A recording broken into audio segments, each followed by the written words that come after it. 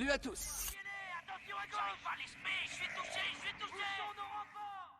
Bonjour à tous, c'est Red, on se retrouve aujourd'hui pour parler du crossover de la saison 7 de Star Wars The Clone Wars et de Star Wars épisode 3 La Revanche des Sith.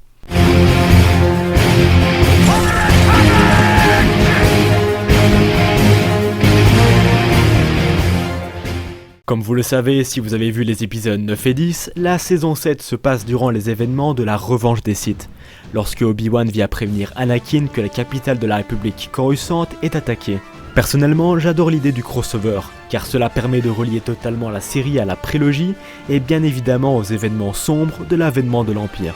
Le plus intéressant est cette sensation que Rex et Ahsoka ont également un rôle à jouer dans l'épisode 3. Les événements sont bien amenés pour faire en sorte que Ahsoka et Rex, deux personnages qui n'existaient pas encore lors de la sortie de l'épisode 3, aient leur rôle à jouer en parallèle des événements du film. Tel que le dit Obi-Wan dans l'épisode 10, Anakin a tué le comte Dooku et est maintenant en mission secrète pour espionner le chancelier Palpatine, alors que Obi-Wan dit qu'il est actuellement en mission sur Utapau pour traquer le général Grievous.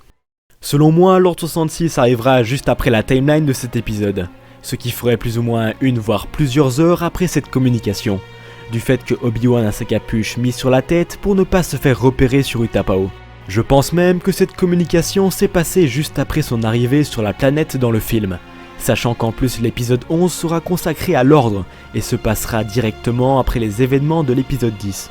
Autre point important et que très peu ont remarqué est le cri de Sidious qu'on entend lorsque le duel de Maul et d'Ahsoka commence. Donc selon moi ce n'est pas un hasard du tout et cette scène se passe exactement en même temps que le combat de Mace Windu contre Dark Sidious.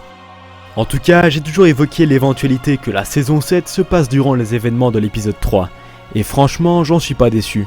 Cela donne tellement plus d'impact aux épisodes, sachant qu'on connaît tous la fin, et qu'on assiste malheureusement à un spectacle où on ne peut rien faire, si ce n'est être spectateur de la chute de nos personnages favoris. Note à part, je tiens à saluer la chorégraphie du combat de Maul et d'Ahsoka qui a été plus dynamique que jamais, avec le talentueux Ray Park, acteur de Maul, ainsi que Lauren Marie Kim dans le rôle d'Ahsoka. J'espère en tout cas que vous êtes autant hype que moi pour les 2 derniers épisodes de la série. Si la vidéo vous a plu, n'hésitez pas à me donner votre avis en commentaire. C'était Red, terminé.